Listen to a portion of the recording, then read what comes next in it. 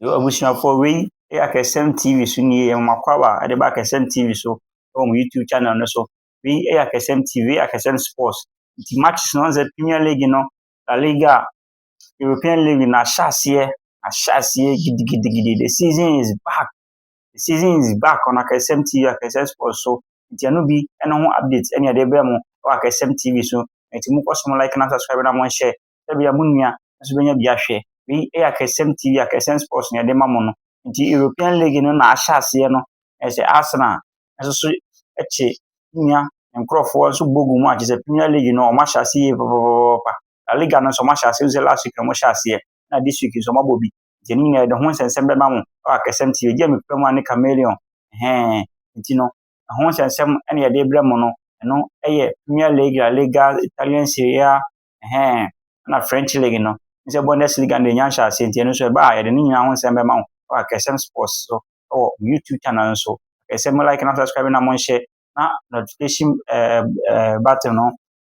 bell no mumia so na ese update e be bia de be bia no video e de betum bia no musu benya bi na ere ma hwe we Akasem TV Akasem Sports tie nkwa na ese wuram a ese ye hyase o English Premier League no ese omo hyase enra on the 21st na hyase Arsenal Coventry City so ye dey de bom wo de den dia je wi ase na ese Calibrinchi ne Bernard Thomas Asante montumi amfa koto anya nkwan a je eduwa na ese Arsenal I have it ne Saka ene Odegaard abo eka nyensa 3 goals e ama Arsenal for dey eche Coventry City so mo 3-0 opening match Premier League ni mu ene na course enso ho no mo no na yenwura ma na ese yekọ La Liga no so no match ba ko to so a je Robertis enso eche Real Sociedad ehye na ka ba ko no so ntumi ante a eno so ye nsema ekọ so ho enko French League ni ma eno a Olympique de Marseille tumbre papa Olympique de Marseille eso tumbre papa oche FC Strasbourg ehye no eka pole 9-4-0 amu ye ho hwemo ntumi ante a eno so ye nsema ekọ so French League ni mu eno ho nsem ye dama mu na ye wura ma na ese wura mu enne on the 22nd Saturday a 2026 no eno ho nsem ye de bram Premier League mu na ye wura mu Premier League ni mu a nje se early kick off match ba ko won ma say Hull City and Manchester United so dey dey e be boss the den Premier League almost start mo first Premier League match Manchester United and so no Manchester United no Hull City free Manchester United o mo hia early kick off match e Premier League ni mu e dey boss the den Premier League ni mu nsem ne dey blama e say Man United Hull City and so Manchester United and so dey be boss 11:30 anopa yi 11:30 anopa yes omo dey boss the den Premier League ni ma Hull City ni Manchester United be boss omo wi a ese Everton ne Crystal Palace so dey boss the den dia no so 2 pm Everton ne Crystal Palace omo wi na Ipswich Fatari Isaku so ne nkrofo Ipswich Town no omo so ene Sunderland e dey boss 2 o'clock wa no so enye fedi agora no so ye nsema ekoso Premier League ni mu omo wi a ese Nottingham Forest so ne Leeds United so dey boss the den dia no so enye fedi agora omo so 2 o'clock omo dey boss no mo nyina abo 2 o'clock na wi as a Brentford and Tottenham Hotspur and Tottenham to place for almost 2 months Tottenham Hotspur Brentford so to inside their first Tottenham Hotspur they are boss 4:30 p.m. a year day mu a e dey kwa nwumre and 22nd Saturday no no almost the boss of the day here and so course a Premier League matches e be course and 22nd of August 2026 no Saturday no matches ne dama mo as a Hull City and Manchester United Everton and Crystal Palace Ipswich Town and Sunderland as a Nottingham Forest and Leeds United as a Brentford and so Tottenham Hotspur their boss yen wura mani referee money we call French League ni a French League ni mu so and ho so officials e wo ho no ma ye de mamo no no ye ne on the 22nd Saturday no so matches e wo ho no bi ni e de mamo no yen wura mo French League na as a Lens and AG was there at the boss of the day there and here 3:15 p.m. and also your match e be course no na Le Mans and so Brest e dia boss 6:45 p.m. and also your course Nice and Lorient de be boss Rouge ni Lyon and so de be boss na Stade Troyes and Paris FC ni Paris Saint-Germain Paris FC and so dia boss 6:45 as Lens and Brest Nice ni Lorient Rouge and Lyon and Troyes and Paris FC no match ni na 6:45 na omo early kick off no omo first match omo no Lens and Oze and so be boss 3:15 and so ye nsema and so ekoso ebi no die wurama esi wurama ye di mu ewuram wo Italian Serie A no mu ne di mu wura agye sɛ matches no nso bi tɔ so etwa gu ɛnɛ da yi mu 22nd mu a ɛno nso yɛde ho nsɛm ɛde brɛ mo ɛwɔ Akɛsɛm TV Akɛsɛ Sports so ɛne yɛde brɛ mo a ɛsɛ yɛnkɔ a ɛsɛ Inter Milan ɛso bɛkye Monza na ɔno nso ne nabɔ pam ɛno no ɛyɛ 4:30 ɛno yɛ 4:30 Ghana time no 4:30 Inter Milan ɛne Monza de bɛbɔ so na Udinese ɛne Como ɛso de abɔ so 4:30 na Genoa ɛne Napoli ɛso de abɔ so 6:45 ɔmo bɔ wie a ɛsɛ Parma ɛnso ne Cagliari Calcio ɔmo so ɛde bɛbɔ so de ne nso yɛ 6:45 ɛno nso yɛ nnɛ matches a ɛno nso yɛtwa gu ɛwɔ Italian Serie A 22nd of August 2026 no ɛno nso wɔn nsɛm ne yɛde ma mo no Roma ne Roma Spanish La Liga ne mu a ɛdi nka ka kyɛm na da sɛ na first match ɛyɛ dɛ ɛdi nka akɔ so nti yɛntoa so a ne yɛ sɛ de toa so ma nnɛ 22nd of August 2026 no ɛnɛ Saturday no matches ne bi nso na yɛde ma mo ɛwɔ hɔ no ma ɛnora match baako ɛkɔ so no ɛdi nka de ato gya ma mo dada ɛsɛ Robert isi akyi so sɛ dɛ ɛbɔ ne ka baako ntumi ate nti yɛwura ma Roma ɛnɛ matches ɛkɔ so a ɛsɛ Athletic de Bilbao ɔmo nso ne Sevilla ɛde bɛbɔ so dedenden a ɛsɛ no ɛnyɛ fɛdi agorɔ koraa ɔmo match no ɔmo nso de bɛbɔ so dedenden a ɛsɛ no ɔmo bɔ ɛde kyerɛkyerɛ mu ɛne deɛ ɛkɔ no a ɛsɛ yɛmfa mo ma no ɛsɛ Bilbao La Liga ne mu no Athletic de Bilbao ɛnso ne Sevilla ɛde bɛbɔ so dedenden a ɛnyɛ fɛdi agorɔ a ɔmo match no ɛbɛkɔ so 3 o'clock awie mu 3 o'clock no ɛna ɔmo de match no bɛyɛ dɛ ɛbɛbɔ so dedenden a ɛno nso nyɛ fɛdi agorɔ ɔmo bɔ wie a na ɛsɛ Valencia ɛnso so akye Celta Vigo ɛnso no de abɔ so dedenden a ɔmo nso match no yɛ 5:30 Ghana time 5:30 time no ɛna ɔmo de match no bɛyɛ dɛ ɛbɛbɔ so dedenden ɔmo wie a na Real de Madrid ɛne Espanyol ato ne nsa de afrɛ Real Madrid first La Liga match ɔmo bɔ 2026-2027 season no ɔmo nso de bɛbɔ so dedenden a na ɛsɛ Espanyol bɛto ne nsa de afrɛ Real Madrid nti ɛno no yɛ La Liga no match ɛkɔ so ɛnɛ da yi no match ni bi ɛna yɛde ma mo 22nd of August 2026 no ɛno match ni bi ɛna yɛde ɛma mo no yɛnwura mu a na yɛsi wura mu ɛda kyena Sunday 23rd of August 2026 no ɛno nso matches ni bi ɛna yɛde ma mo a ɛbɛto dwa ɛde ama mo no a ɛsɛ yɛnwura mu a na yɛwura mu Premier League no na Premier League no mu no ɛna Brighton and Hove Albion ɔmo nso ɛne Aston Villa ɛde bɛbɔ so dedenden a ɛno nso nyɛ fɛdi agorɔ a ɔmo match no ɛbɛyɛ 1 o'clock awie mu hyehyɛ 1 o'clock ɔmo de abɔ so ɛda kyena ɛwɔ hɔ nom ɛwɔ Brighton Stadium hɔ nom a ɔmo nso ɛde bɛbɔ so dedenden na ɔmo wie a ɛsɛ Manchester City ɔmo team no ayɛ fɔ ɔmo players ɔmo tontɔn baabi so kɔ ebi so ba ɔmo ɛso ne Bournemouth ɛde bɛbɔ so dedenden ɔmo so 1 o'clock ɛsɛ Brighton and Hove Albion ɛne Aston Villa de bɔ so no ɛyɛ sɛ Man City nso ne Bournemouth so de abɔ so ɛda kyena Sunday a ɛno so yɛ match ɛbɛtɔ so dwa English Premier League ne mu nti ɛno ho nsɛm yɛde bɛma Akɛsɛm TV mu like na subscribe na mo nhyɛ na comment section hɔ nom nso mo twerɛ bi nhyɛ hɔ na notification bell no mo mmia so mfa nto sɛ de bɛyɛ a ɛne video yɛbɛgye mu ato mu bia no nso mmenya bi ahwɛ ɛwɔ Akɛsɛm TV so wei yɛ Akɛsɛm Sports game kura ma yɛ Chameleon nti Premier League no ho nsɛm na yɛde brɛ mo na ɛsɛ ɛkyena matches ne bi ne yɛde ma mo no 23rd of August 2026 no ho nsɛm bi ne yɛde brɛ mo na ɛsɛ Brighton ɛne Aston Villa sɛ de yɛmaka kyɛ mo no Aston Villa ne Brighton ɛso de bɛbɔ so 1 o'clock ɔmo wie a ɛsɛ Manchester City ɛne Bournemouth ɛso de abɔ so ɔmo nyinaa bɔ na the same time 1 o'clock awie mu hyehyɛ ɔmo bɔ wie no ɛsɛ Newcastle Sack former team no mato mo nsa de afɛ Liverpool ɛso ɛna ɔmo so ɛde abɔ so ɔmo so de abɔ so dedenden 3 o'clock no 3:30 no ɔmo de abɔ so dedenden 3:30 ɔmo de abɔ so dedenden a ɛno nso yɛ Premier League ho nsɛm ɛbɛkɔ so match ɛbɛkɔ so ɛda kyena Sunday 23rd of August 2026 nso ho nsɛm bi no ɛne yɛde abrɛ mo no yɛnwura mu a ne yɛwura mu French League no so a ɛno nso ɛda kyena matches na ɛbɛkɔ so no ɛno bi ne yɛde ma mo ɛwɔ Akɛsɛm TV Akɛsɛm Sports so game kura ma ne Chameleon no ho nsɛm yɛde ma mo no ɛno no yɛ French League 1 no ɛno nso match ɛbɛkɔ so on the 23rd of August 2026 no ɛno ho nsɛm yɛde brɛ mo no ɛyɛ sɛ Angers ɛne Lille ɛde bɛbɔ so dedenden a ɛso nyɛ fɛdi agorɔ Lille ne Angers ɛde bɛbɔ so dedenden a ɛno nso match no bɛkɔ so 1 o'clock no 1 o'clock awie mu no ɔmo nso de bɛbɔ so dedenden na Le Havre ɔmo nso ne Monaco ɛso de abɔ so dedenden a ɛno nso nyɛ fɛdi agorɔ koraa Monaco ɛne Le Havre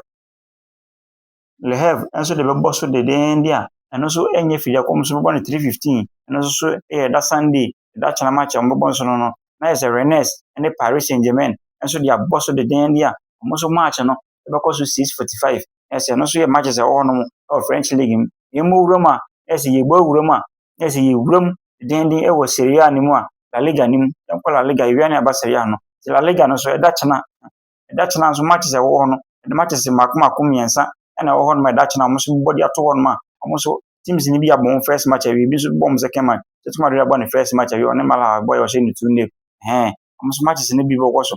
matches ɛtɔ so 23rd of August 2026 na nso bi yɛde ma mo no ɛsɛ Atletico de Madrid ɔto ne nsa ɛde afrɛ Villarreal Wanda Metropolitano Stadium hɔ no ma ɛsɛ Atletico Madrid ɔto ne nsa ɛde afrɛ Villarreal ɛhɔ no ma ɔmo so ɛde bɛbɔ so deden a ɔmo so match bɛkɔ so 3 o'clock awie ahyehyɛ daakye na ɔmo so da bɔ so ɛde ato ɔmo nsa de afrɛ Villarreal na sɛ La Liga no so ɔmo second match no ɔmo so de ato so ahwɛ sɛ league ɔmo tumi agye this season a nso du hɔ no ma mmerepam ɛna ɛbɛkyerɛ ɛsɛ Atletico Madrid bɛtumi agye no mo tumi ngya nso bɛkɔ so ɛwɔ hɔ nom nti ɛno yɛ La Liga ho nsɛm bi de mama ɛsɛ Getafe nso ne Racing Santander nso de bɛbɔ so deden a ɔmo so match no bɛkɔ so deden a ɛnyɛ fidi agɔ match no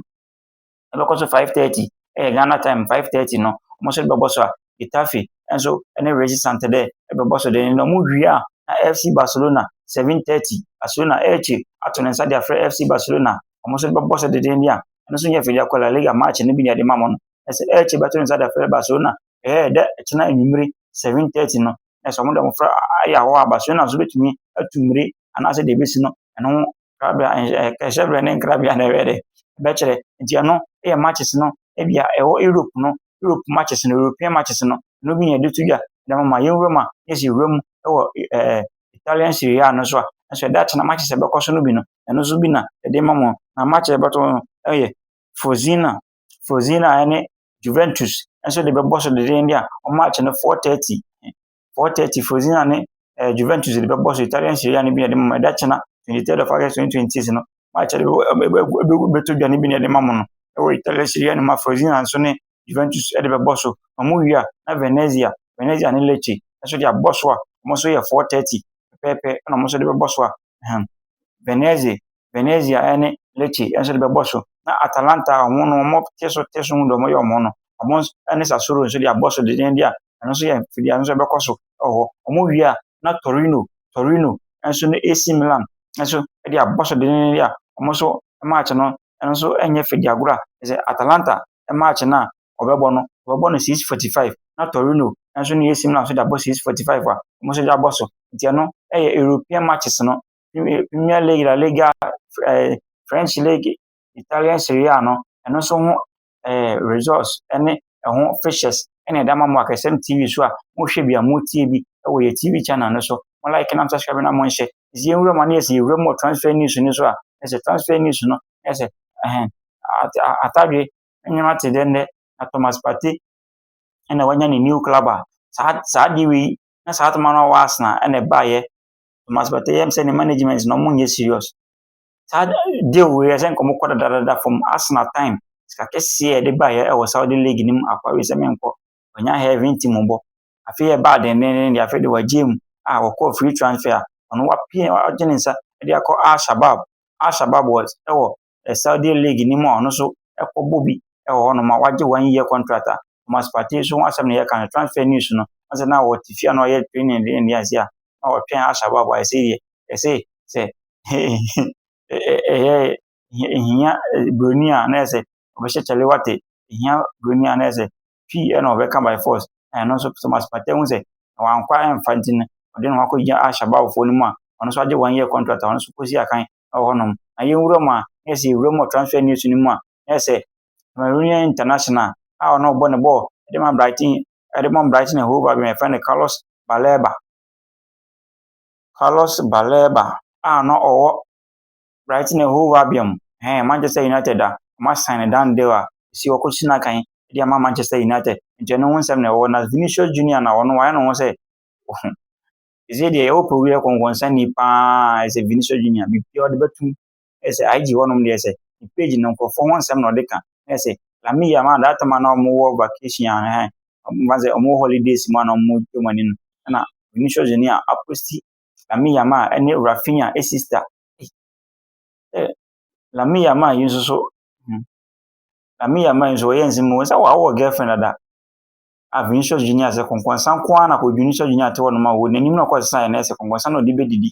kɔnkɔnsa na ɔde n'anim ne ba bɛdi agye sɛ ɔno nso yɛ nsɛm a ɛkɔ so wɔ hɔ nom a Vinicius Junior aposti Lamine Yamal ne Rafinha sister a sɛ ɔmo wɔ beach a sɛ ɔmo gye ɔmo ani a ɔde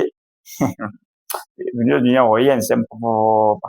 ɔyɛ nsɛm yie paa nti ɛno nso ɛyɛ Vinicius Junior ho nsɛnsɛm no kɔnkɔnsa a wɔredi wɔ Lamine Yamal ho ne yɛde bɛto dwa no Vinicius Junior koro yi ana sɛ wɔtete mpɔpɔbrabɔ paa ɛna ɔse wɔde Alvarez abɛto hɔ nom na wɔde prison atade ahyɛ na ɔse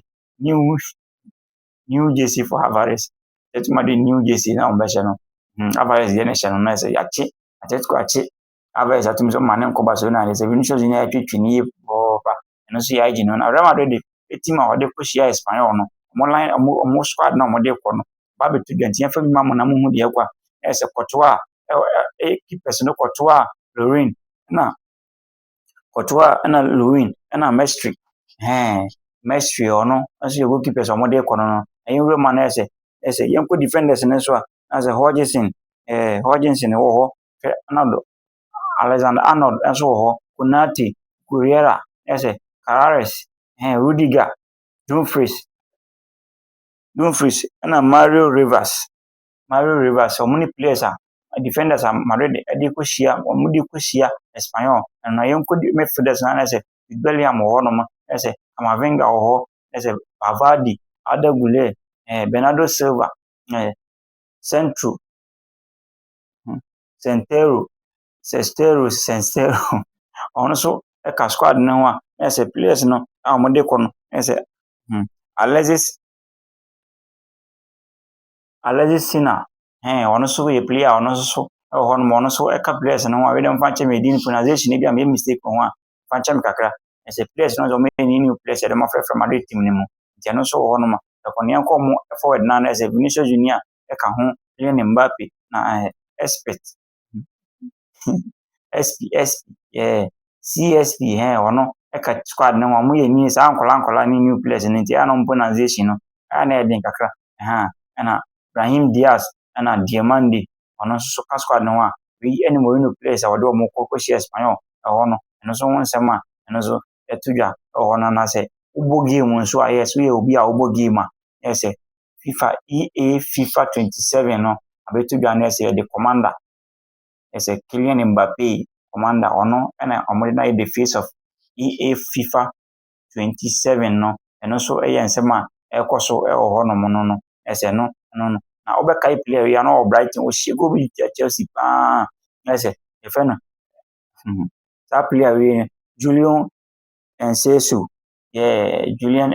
a ɔbɔ ne ball World Cup no kɔbɔ wi Paraguay Julian Enciso ɛsɛ wabu na aketem ɛde kɔ Ipswich Town ɛsɛ no yɛ Dandela ɛno nso yɛ transfer ho nsɛm no bi ɛna yɛde ma mo no na Paredes na menim bɔne a Paredes wadi ade wakɔyɛ den a yɛsɛ deɛ kɔna kora a wɔbɔ no kwa polisifoɔ guide na yɛde police guide ɛsɛ polisifoɔ mmienu a ɔbaa ne bɛrima gyina n'akyi a ɔmo guide ne de kɔna kora kɔbɔ no kwa yɛ guide ne den a yɛ protect ne den de nti ɛno ho nsɛm a yɛfiri Paredes nso hɔ ba na Vinicius Junior deɛ ɛni hwee a Alvarez bɛka kyerɛ no ɛsɛ IG wɔde yɛ sɛ wɔde ne yɛ nneɛma wɔpɛ yie paa kyɛ sɛ wɔsɛ Vinicius Alvarez ɛbɛtena sɛ kuma de abɔ akɔkora o wɔsɛ kyɛ sɛ 2020 wohwɛ no 2024 2025 2026 ɛnanim deɛ kama 2027 Alvarez anim bɛhyɛ aseɛ afu manti ho ayɛ basaa Vinicius Junior ho sɛ manyam na meka Vinicius na ɛka Vinicius Junior yi na ɔno na ɛka 2028 na wɔsɛ nanim bɛfɔ manti ho ayɛ basaa kyɛ sɛ 2029 so deɛ na ɛsɛ nyɛ koraa Vinicius Junior nso atwetwe a wɔde atwe Alvarez nso no ɛna ɛsɛ Madrid Barca ɔmo Atletico Madrid ne ngye ne mu Barca na Vinicius nya no so tene ho na ɔmo ama mu hyia ɔno nso yɛ Egypt international na ɔmo City ne so Tottenham Hotspur fo nso so assign na de rendi a obu na ketem ɛde akɔ Tottenham Hotspur Mamouche ɔno nso afiri hɔ no Tottenham Hotspur nti ɛno ho nsɛnsɛm no bi ɛna ɛde ma mo na ɛsɛ Barcelona ɛsɛ Rooney Badge ɔn saa player no ɔkɔyɛ ne sɛ adwuma na Barcelona players ne kyerɛ wɔdɔ paa ɔmo kɔ hospital hɔ nom a ɛsɛ Mbade ne Pedri Gavi ne players ne ka ho no ɛne kɔtwa picture ɛno nso yɛ nsɛm a ɛno nso ɛkɔ so wɔ hɔ dedenden a ɛsɛ ɛnyɛ fɛdi agorɔ koraa nti wei ɛno ho nsɛnsɛm ɛne ɛde ma mo a ɛno nso ɛwɔ hɔ nom a ɛsɛ wei ɛyɛ ɛnɛ Premier League fixtures ne La Liga ɛne sports update a ɛde ma mo ɛnɛ Saturday no ɛne ɛde ato dwa ma ɛde nkura America mele wei Akɛsɛm TV Akɛsɛm Sports ɛho nsɛm ne ɛde ato dwa ma mo no nti mo like na mo subscribe na mo nhyɛ nti ha ɛne ɛde mo bɛsi wei ɛyɛ akɛsɛm so akɛsɛm tv ama ɛdi amikura ma ne chameleon ɛngya mo hɔnom yɛbɛsa baabi yɛba a matches no results no ɔmo bɛbɔ awie no ɛda Tuesday anaasɛ Wednesday anaa Monday no yɛde ho nso ɛnsɛm ba bɛto mu dwa ɛwɔ akɛsɛm sports so ɛwɔ akɛsɛm tv so mo like na mo subscribe na mo nhyɛ mo aba. Hello guys, good morning and namaste. I just want to tell you one thing, that please do like, subscribe, comment and share the video of my friend Akessim TV on YouTube channel. And after watching this video, I think you will feel really good. So please do like, subscribe and click the bell icon. Thank you.